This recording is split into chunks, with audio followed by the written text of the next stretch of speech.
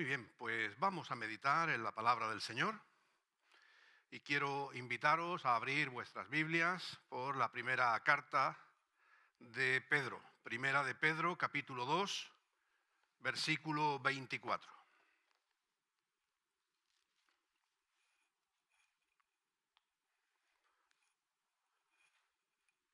Primera de Pedro, capítulo 2, versículo 24.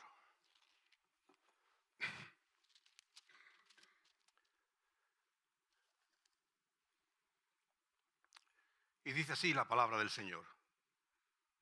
Él mismo, y se refiere a nuestro Señor Jesucristo, Él mismo llevó nuestros pecados en su cuerpo sobre el madero, para que nosotros, una vez muertos a los pecados, vivamos para la justicia. Por su herida habéis sido sanados. Hay una antigua tradición que cuando la escuchemos quizás nos sorprenda, pero duró hasta comienzos del siglo XX, que se conoce como la del comepecados. ¿Alguno había escuchado alguna vez del comepecados? ¿Verdad que no? Hemos comido de todo, pero eso no lo habíamos escuchado, ¿verdad? Eso nunca estaba en la carta del restaurante, ¿verdad? El comepecados. Y es una tradición que se remonta fundamentalmente al folclore británico. Estaba extendido en Inglaterra, Gales y también se implantó en Escocia y, según leemos, parece ser que también llegó a algunas zonas de los Estados Unidos. Y era una actividad que fundamentalmente llevaban mendigos, eran los que los llevaban a cabo, y algunos pueblos llegaban a tener sus propios comepecados.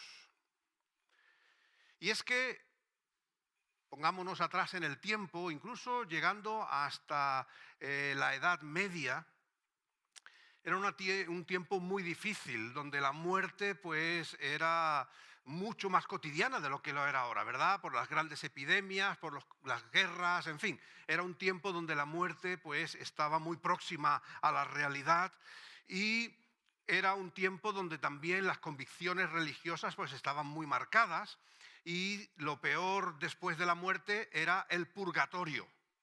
Era pensar que esas personas amadas, esas personas queridas que fallecían, habrían de pasar tiempo penando, sufriendo en el purgatorio.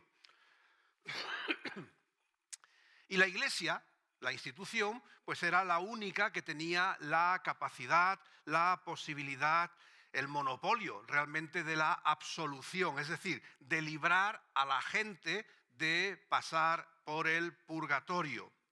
Claro, la nobleza, es decir, la gente con dinero, podía pagar al obispo local, le daban, ¿verdad?, una suma de dinero para que absolviera los pecados de sus seres queridos al morir. Y esto lo hacían, ¿verdad? Al obispo le daban una cantidad, unas misas, en fin, los ritos que fueran necesarios para que ese ser que yo amo no tenga que penar, que sufrir en el purgatorio. Pero podéis imaginar que a la mayoría de la gente, al pueblo sencillo, eso era algo absolutamente inalcanzable. No tenían los recursos para poder pagar y sus familiares muertos, ¿verdad?, no purgaran sus pecados en el purgatorio. Y entonces se crea esa tradición, se crea esa alternativa que era echar mano a un devorador de pecados. Y entonces, según la época, ¿no?, pero a cambio de unos peniques y una comida, pues estos comepecados realizaban un ritual sobre los recién fallecidos para que pudieran ir directamente al cielo. Era un ritual que se hacía con cierta discreción porque la Iglesia pues, no lo veía con buenos ojos, ¿verdad? Pero una vez que se habían acordado, que se habían contratado los servicios de este devorador de pecados, ¿qué hacían las personas? Pues bañaban, limpiaban, arreglaban, ¿verdad?, al difunto para enterrarlo, y entonces ponían sobre el cuerpo del difunto una jarra de cerveza y una barra de pan.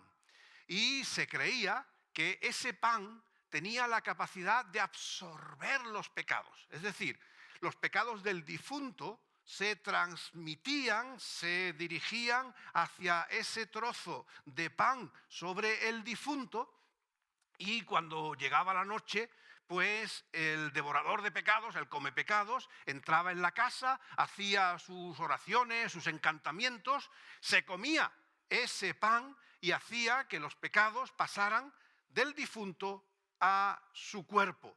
Y con eso, se suponía, el difunto ya podía ir directamente al cielo sin tener que pasar por el purgatorio. Los pecados pasaban al pan, salían del difunto, ¿verdad?, y ahora se depositaban en el come pecados. Y esto puede parecer una locura, pero tenemos el nombre, no lo tengo ahora en mente, pero en el 1906 es el último come pecados que se tiene registrado por nombre, y en el año 2010 se ha renovado y se han hecho arreglos en su tumba. Es decir, que no es una cosa, no es una fantasía de las mitologías de los pueblos, sino que era una realidad cierta en algunos lugares. A nosotros eso nos parece, bueno, pues una historia casi fantástica, ¿verdad? Una historia increíble, ¿verdad? El difunto ahí con su jarrita de cerveza, su barra de pan, y el otro llegaba, se lo comía, los pecados, en fin. Nos puede parecer algo casi surrealista. Pero no nos engañemos, no nos engañemos. Cada generación ha tenido su propia forma de gestionar el pecado, de tratar con él y cómo solucionarlo. Porque la realidad del pecado ha estado presente en nuestra cultura desde siglos, evidentemente, y ha sido algo que ha acompañado al ser humano y que hemos querido, pues, desembarazarnos de él, deshacernos de él, ¿verdad? Y las formas y maneras, pues, son muy diferentes. Es verdad que en el tiempo en el que vivimos hoy, en el año 2026, el sentimiento de pecado se ha debilitado, ¿verdad? Vivimos en una sociedad muy secularizada, donde se prioriza, pues, la autonomía, el vitalismo, y la verdad es que mucha gente ya no tiene clara esa idea de reconocer sus propias faltas. Esa actitud que predomina casi siempre es la de autojustificarse, ¿verdad? Yo no soy culpable de nada, yo no he hecho nada. Queremos deshacernos de la culpa. Y a veces la forma en nuestro tiempo ya no es con la jarrita de cerveza y la barra de pan, ¿verdad? Sino que realmente lo que hacemos hoy día para no afrontar pecado, para no afrontar culpa, es el hecho de apelar a que cada uno tenemos nuestros valores.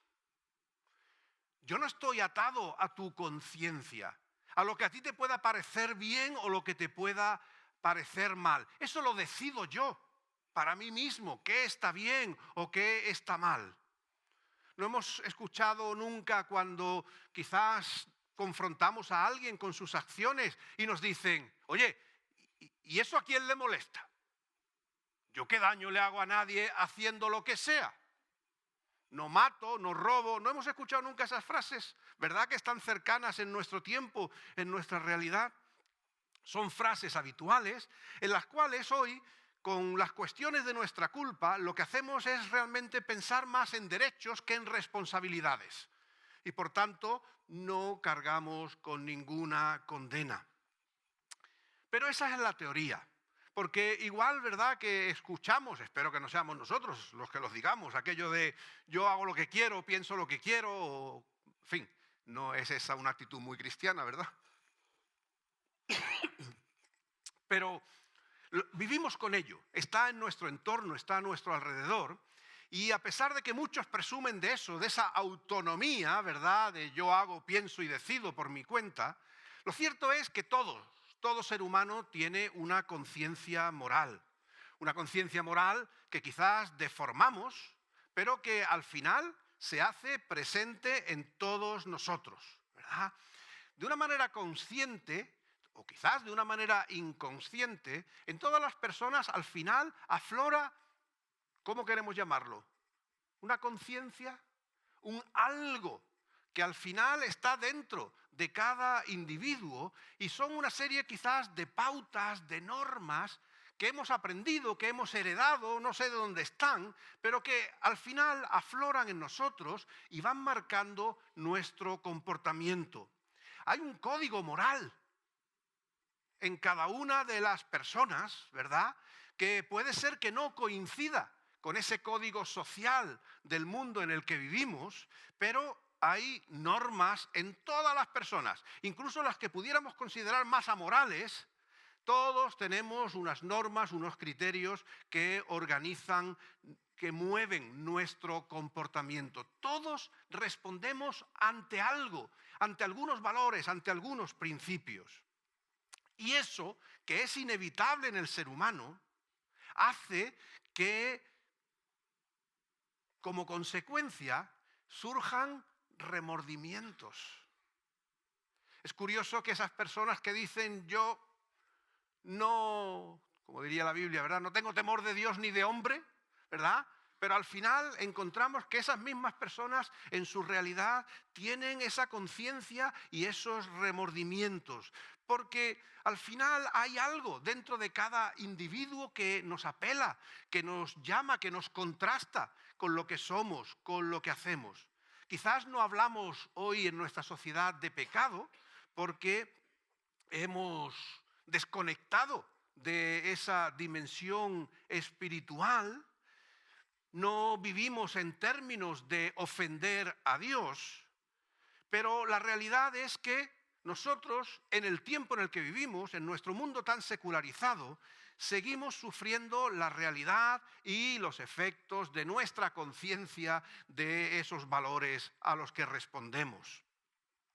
La culpa con la que tanta gente vive en nuestro tiempo es ni más ni menos que un sentimiento de responsabilidad.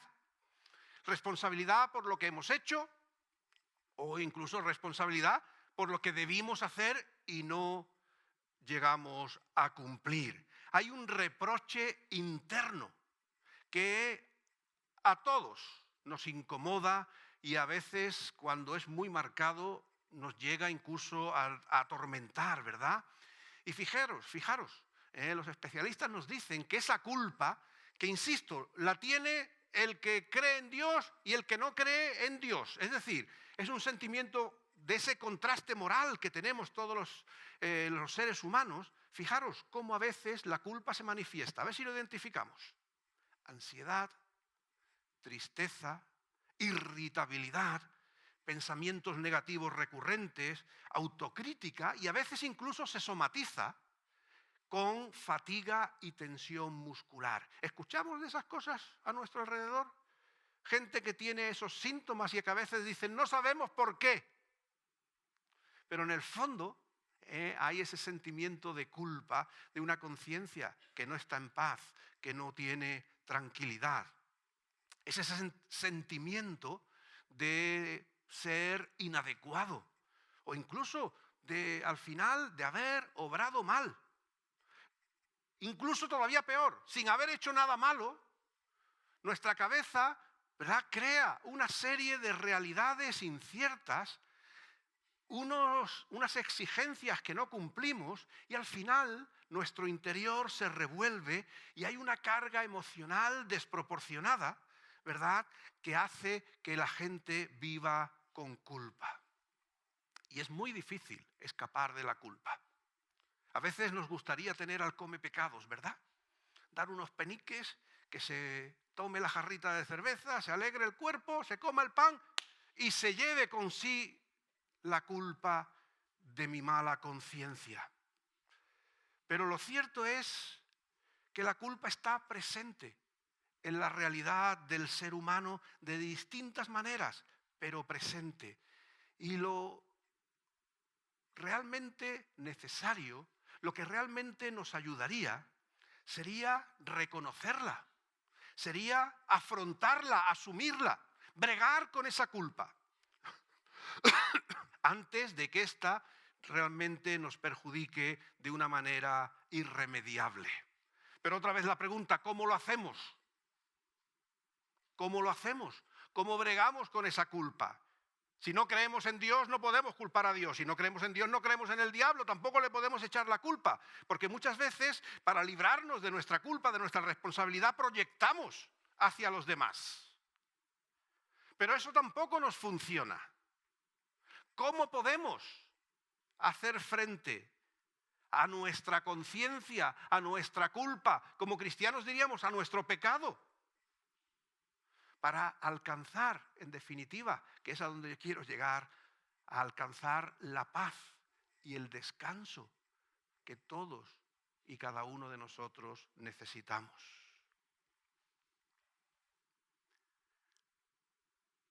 Seguramente distintas filosofías, distintas formas de pensar podrán darnos su aproximación al tema, su perspectiva. Nosotros estamos en la casa del Señor y miramos a la palabra de Dios. Y la palabra nos dice que sin reconocimiento de pecado no hay perdón ni reconciliación. Si no reconocemos nuestras faltas, si no reconocemos nuestros errores, si no reconocemos que son nuestras acciones las que nos llevan a tener esa mala conciencia, es muy difícil salir de ella. La palabra de Dios, Cristo, es capaz y suficiente para traer a nuestras vidas paz, para traer a nuestras vidas esa reconciliación que necesitamos con nosotros mismos. ¿No hay veces en las que a veces no nos soportamos ni mirarnos al espejo? Yo por feo, pero aparte de por feo, ¿verdad? No hay a veces esas experiencias que se mira a uno y es que está viendo el rostro físico, pero se está viendo a uno mismo por dentro y a veces nos irritamos, ¿verdad? Y ¿cómo he podido ser así? Necesitamos reconciliarnos con nosotros mismos, vivir en paz con nuestras emociones, vivir en paz con nuestras decisiones, vivir en paz también y reconciliarnos con nuestro entorno. ¿Con cuánta gente de una forma u otra estamos peleados? O está en general el ser humano peleado. Cuando llegan las fiestas que acaban de terminar, es raro que los telediarios no inviten a algún profesional de la salud mental a dar consejos. Cuidado, en las reuniones familiares no habléis de esto, no hagáis aquello, no. Porque estamos peleados en el fondo, incluso con aquellos que son más cercanos a nosotros. Y qué decir, ¿verdad? Como creyentes, la necesidad que tenemos de reconciliarnos con el Señor. Y es que el mayor error de esa conciencia, del creyente y del no creyente, el mayor error de la conciencia humana, esa conciencia que de una forma u otra al final nos hace sentir culpables, está en pensar que no necesitamos a Dios. Esa es la raíz del conflicto que vive nuestra sociedad. Porque desde el libro del Génesis, la tentación ha sido siempre esa de pensar lo que decía Satanás: seréis como dioses. ¡Wow! ¿Verdad? No necesitamos al Creador, no necesitamos al Dios que nos ha formado con propósito, con amor, con un sentido para la vida. No, yo lo puedo hacer mejor. Mis valores, mis principios, mi conciencia. Pero la realidad es que ese vivir al margen del Dios verdadero, ese pensar de que nosotros somos dioses capaces de gestionar nuestra realidad, no nos ha traído paz. No nos ha quitado nuestra culpa. No nos ha hecho menos pecadores, por más que desterremos la palabra pecado y ya no la usemos en nuestra sociedad.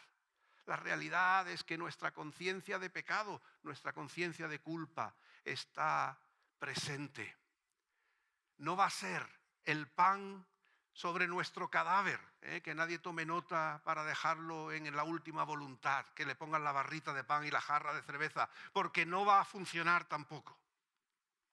Porque el único pan que verdaderamente puede transformar nuestra vida, el único pan que puede borrar nuestros pecados, el único pan que puede acallar nuestra conciencia culpable y traerle paz, es el pan de vida, que es Cristo, que como dice el texto que estamos meditando en 1 de Pedro, llevó sobre sí nuestros pecados, lo llevó en su cuerpo. Aquel que era sin pecado, por nosotros se hizo pecado, para que nosotros alcancemos el perdón y la paz delante del Señor. Ahí es donde está la respuesta a nuestro pecado. Ahí es donde está la respuesta a nuestra culpa. En Jesucristo. Él es nuestra esperanza de vida, que nadie nos puede quitar. No necesitamos, por tanto, vivir con esas cargas de conciencias culpables que a veces nos superan. No necesitamos vivir con mala conciencia por las faltas cometidas o por aquel bien que un día pudimos hacer, pero no lo hicimos. Dice el Evangelio de Juan en el capítulo 6, y es Jesús el que habla: yo soy el pan vivo que descendió del cielo. Si alguien come de ese pan, no del otro, de ese, vivirá para siempre. Y el pan que yo daré es mi carne, la cual daré por la vida del mundo. Eso es lo que en esta tarde debemos nosotros recordar, que Cristo es nuestro perdón. Más aún, dice el texto no solamente que Él cargó nuestros pecados, es decir, nos libró del pecado, de la culpa, sino que además Él es la sanidad que necesitamos cada uno de nosotros. Dice que por su herida habéis sido sanados. Es el Señor el que sana tu corazón. Es el Señor el que sana tu mente. Es el Señor el que sana tus relaciones. Es el Señor el que por su poder puede transformar tu familia, tu matrimonio, tus relaciones sociales. Tantas cosas en las que la culpa, el pecado, deterioran y nos hacen vivir con carga. No hay necesidad de ello. Venid a mí, los que estáis trabajados y cargados. ¿Cargados de qué? ¿De sacos de cemento? No, de culpa, de pecado, de una realidad de vida que nos supera, que nos quita el sueño y nos despierta de noche con una conciencia culpable. Traigámosla a los pies del Señor, porque ahí es donde nuestra conciencia puede ser plenamente restaurada. La palabra del Señor en esta tarde nos invita a abrir nuestro corazón a Jesucristo, a reconocerle en nuestra vida como nuestro Señor y Salvador. Olvida esa idea de que lo que importa es lo que tú piensas, lo que tú crees, tus valores, que a ti te funcionan, porque no nos funcionan a ninguno. Nos pueden funcionar un rato, un tiempo, ¿verdad? Hay gente que vive despreocupado de todo y de todos y parecen que son felices. Pero eso no dura. Porque al final nuestra propia conciencia nos confronta con la realidad en la que vivimos. Necesitamos abrir nuestro corazón a Cristo. Debemos dejar de proyectar culpas en otros, de autojustificarnos, en fin, de todo eso que nada nos hace. Necesitamos acercarnos a Cristo, el pan de vida, para que sea Él el que verdaderamente sí asuma nuestros pecados. Porque solo en Él hay perdón, porque solo en Él podemos dejar nuestras culpas, porque solo en Cristo hay sanidad para nuestras vidas.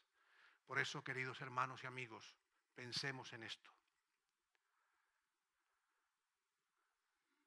Cada uno busca su come pecados. Cada uno busca su salida para esa conciencia que te acusa, que te atormenta.